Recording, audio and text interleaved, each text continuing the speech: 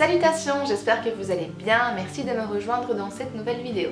Aujourd'hui je vous fais la présentation de ma pile à lire pour le Pumpkin Autumn Challenge. Et oui, je suis à la bourre, ça fait une semaine que je commente vos vidéos en train de me dire il faut que je fasse cette vidéo, je suis en retard, c'est pas possible. Et donc du coup, voilà, elle est enfin tournée, voilà, je suis en train de la tourner. Vous l'aurez normalement ce week-end, ou plus tard samedi soir, je pense. Donc je suis ravie de pouvoir participer à ce challenge. J'aime bien l'automne, même si je préfère l'été. Mais bon voilà, on ne choisit pas les saisons qui passent et qui défilent, donc forcément chacune a ses avantages et ses inconvénients. Si vous voulez toutes les informations sur ce challenge, je vous laisse la chaîne YouTube de Guimauze en barre d'informations et sa vidéo explicative, elle expliquera tout ça bien mieux que moi. Je crois que j'ai entendu quasiment tout le monde dire exactement cette phrase, mais tout le monde a raison. On va commencer tout de suite avec le premier menu. Donc déjà je vais remplir les 3 menus. Au départ je voulais en faire que 2 et puis finalement je vais en faire 3, je vais vous expliquer pourquoi. Et donc le premier menu s'intitule l'automne frissonnant avec la première catégorie qui s'appelle Hurlons dans les bois et qui vise à nous faire frissonner avec de l'horreur, du thriller, de l'angoisse. Et pour cette catégorie, moi j'ai choisi de lire Dreamcatcher de Stephen King ou, on verra si j'arrive à combiner les deux, j'aimerais bien, Le chuchoteur de Donato Carisi. Dreamcatcher, c'est l'histoire de 4 amis qui ont vécu des histoires pas très nettes dans une forêt du Maine lors d'une partie de chasse et qui vont se retrouver des années plus tard dans un contexte assez similaire et sur lesquels il va leur retomber des conséquences de leurs actes d'il y a quelques années. À mon avis, c'est ça que j'ai cru comprendre. Surtout qu'il y avait une chose dont on ignore tout au début du bouquin, qui va leur retomber dessus et ils vont chercher à tout prix à l'éviter parce que c'est quelque chose qui les angoisse.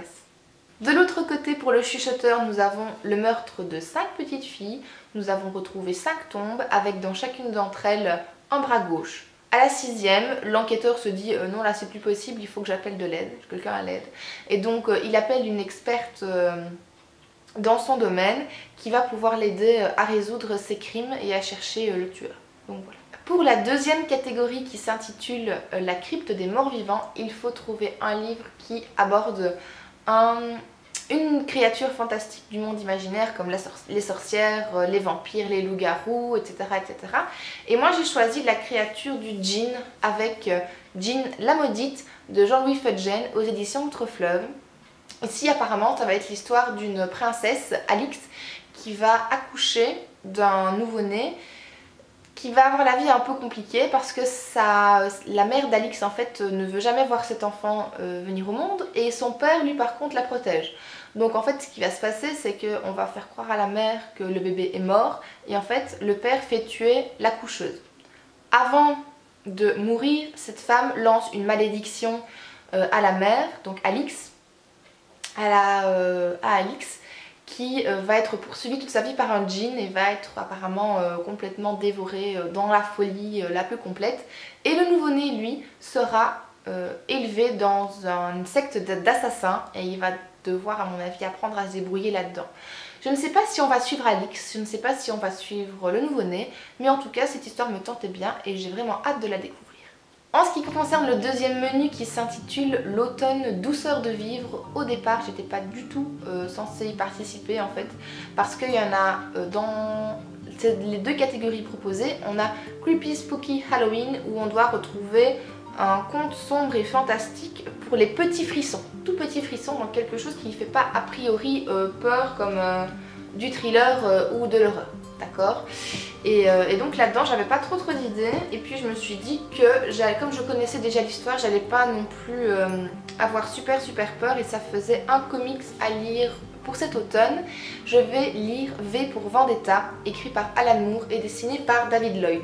C'est ça, voilà. J'ai vu ce comics dans une vidéo d'une copine booktubeuse il y a pas très longtemps, je sais plus du tout qui c'est, et j'ai appris que en fait Alan Moore ne voulait rien avoir à faire avec le film V pour Vendetta et moi j'ai adoré ce film.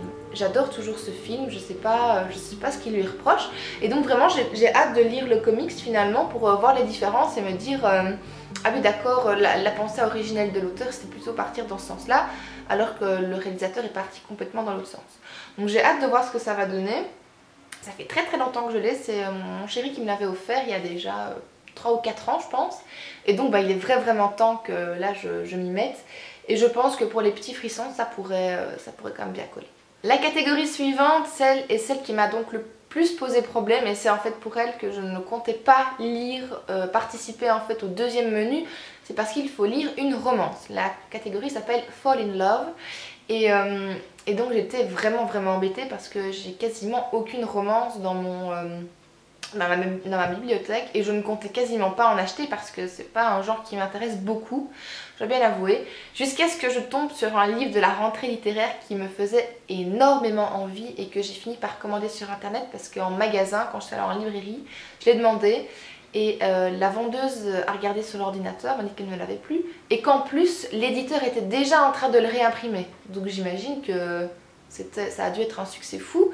Et donc je vous parle ici de Pour que tu sois mienne de Sarah Farizan, je sais pas comment est-ce qu'on dit, publié en poche aux éditions Milady. La 4e de couverture m'avait tellement donné envie que je vais vous la lire maintenant. On est comme ça ici, on sourit et on ne s'en fait pas. Ça flambe dans les rues, on sourit et on ne s'en fait pas. On voit des cadavres se balancer au bout d'une corde en plein square. On sourit et on ne s'en fait pas. On ne peut pas être avec la personne qu'on aime parce qu'on est contre la loi. On sourit, bon sang. Sahar vit à Téhéran. Elle est amoureuse de sa meilleure amie depuis toujours. Pour combler le fossé social qui les sépare, elle travaille dur dans l'espoir de devenir médecin. Le reste du temps, elle prend soin de son père, muré dans le silence depuis la mort de sa femme. Lorsque Sahar apprend les fiançailles de Nasrine, son rêve s'effondre. La cérémonie aura lieu dans 3 semaines, sauf si elle trouve une façon d'empêcher ce mariage. Mais en Iran, où l'homosexualité est punie par la peine de mort, si elle veut s'unir à une femme, elle n'a d'autre choix que de devenir un homme. Encore faut-il qu'elle accepte de se faire réparer et qu'elle entame la métamorphose sans laquelle son union serait jugée contre nature. Ça m'avait l'air mais tellement intense comme roman. On a une romance homosexuelle, que je n'ai pas du tout l'habitude de lire, mais en plus on a ce côté où si on veut que ça puisse exister, et bah du coup il faut changer de sexe. Et je me demande vraiment, enfin le cheminement qu'elle va, que la fille, donc Sahar, va faire pour en arriver là. J'ai déjà commencé, donc je suis à environ 70 pages. Et au début j'avais un peu peur que ce soit vraiment quelque chose dans le drame, d'accord, qu'on soit dans le drame, dans le mélodramatique, et en fait pas du tout, parce qu'on a affaire à une jeune fille de 17 ans et le style est rédigé de manière très simple, très fluide et très familière finalement, et il est rédigé en jeu. Donc on est vraiment à la place de Sahar et on suit un peu ses raisonnements et ses expériences, et on a un peu plus aussi d'informations sur le quotidien que les femmes vivent en Iran. Donc je trouve que c'est une lecture qui est très prometteuse et j'ai vraiment hâte d'arriver jusqu'au bout, quoi. Enfin, pour le dernier menu, c'est mon menu préféré qui s'appelle l'automne enchanteur, avec à nouveau 2 catégories. La première, c'est légendes d'ici et d'ailleurs. Et pour pouvoir remplir cette catégorie, ça fait très longtemps que j'avais envie de lire ce recueil de contes qui est Contes japonais, qui a été publié aux éditions Grund de Paris. Pourquoi Paris, non? Grund Paris, voilà, tout simplement. La ville, quoi.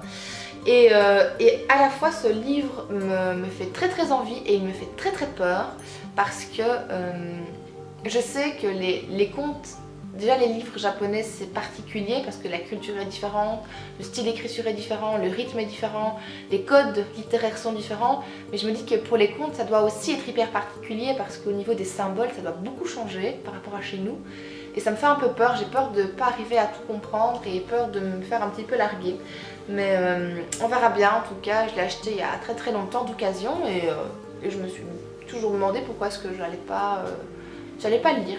Donc c'est l'occasion, je vais regarder ça et à nouveau je viendrai vous en reparler une fois que le challenge sera terminé. Et alors, pour la dernière catégorie, c'est... Attendez... Féerique citrouille bibidi bobidi bou. Et là il va être question du conte, en fait, du conte philosophique ou du conte féerique jusqu'au nature writing. Donc là-dedans j'ai 3 propositions, je ne sais pas laquelle des 3 je vais lire, je ne sais pas laquelle des 3 va me convenir le plus, mais j'aimerais vraiment beaucoup essayer de lire du Tolkien. Donc j'avais essayé il y a quelques années de lire Le Seigneur des Anneaux. Ça ne s'est pas très bien passé parce que j'avais adoré les films et donc du coup j'avais les images des acteurs, j'avais encore les images du film en tête et en fait il fonctionne pas exactement de la même manière, c'est un peu bizarre. Et donc du coup j'avais envie peut-être de retenter l'histoire avec les aventures de Tom Bombadil. Et en plus l'histoire est sous forme de rime, donc j'espère que ça va rythmer la lecture, que ça va donner envie de continuer. Il est tout petit. Il fait 153 pages et donc j'espère que ça va être un peu plus facile de rentrer dans l'univers de Tolkien avec ceci. En ce qui concerne le nature writing, on a à la maison 2 livres de Henry David Thoreau avec lesquels j'ai un petit peu parlé avec Margot là-dessus. Et je viens de penser à toi en regardant le titre complet parce que j'avais pas vu sur la tranche, il était juste marqué marché. Et finalement il est marqué marché et une promenade en hiver. Et donc je me suis dit purée, ça c'est pour Margot, il faut qu'elle le découvre, il faut qu'elle le lise. Et peut-être que c'est aussi une bonne occasion pour moi de commencer le nature writing. Et si jamais je n'accroche pas à celui-là, bah, je pourrais peut-être essayer Je vivais seule dans les bois. Voilà, donc c'est un autre que j'ai de l'auteur. C'est peut-être l'occasion aussi de me pencher un peu plus dessus. Mais je vais vous lire le résumé de celui-ci parce qu'il me tente vraiment beaucoup. Donc il dit, c'est l'auteur qui écrit: je voudrais me faire l'avocat de la nature, de la vie absolue et de la vie sauvage qu'on y trouve, par contraste avec la liberté et la culture simplement polissée. Je souhaite considérer l'homme comme un habitant ou une partie intégrante de la nature, plutôt que comme un membre de la société. Je désire faire une déclaration extrême, fût-elle exagérée, car il y a suffisamment de champions de la civilisation, le pasteur, le conseil scolaire, et chacun d'entre vous s'en charge fort bien. L'attitude de flâneur excentrique de Henry David Thoreau était perçue comme une provocation. Il n'en avait cure parce que la marche dans la nature était essentielle à sa liberté. Elle formait le cœur d'un art de vivre, exigeant plusieurs heures de promenade chaque jour. Elle s'insérait dans son idéal de culture de soi. Voilà, donc je trouve qu'effectivement c'est très tentant et ce serait l'occasion de découvrir cet auteur qui justement est une référence pour le nature writing. Si vous allez voir la page Wikipédia du nature writing, on vous parle de ce gars-là. Donc voilà. Et voilà, c'est tout pour cette vidéo, j'espère qu'elle vous aura plu. Je me rends compte que ma palle est un peu plus conséquente qu'au début, puisque du coup je me retrouve avec 9 livres. Mais bon, je dois les lire entre le 1er septembre et le 30 novembre, donc je pense que j'arriverai à valider les menus. Je ne sais pas si je lirai encore tous, parce que des fois j'ai plusieurs propositions. Si j'en lis déjà un dans la catégorie, ce sera validé, et ce sera déjà ça, je serai contente. Si vous aussi vous avez fait une pile à lire pour ce challenge, laissez-moi votre vidéo, votre article, votre Instagram en barre d'infos parce que je ne sais pas pourquoi, ça m'intéresse à mort, je regarde toutes les vidéos que je trouve sur le sujet. Donc dites-moi, donnez-moi des inspirations. D'ici la prochaine vidéo, je vous fais plein de gros bisous et portez-vous bien.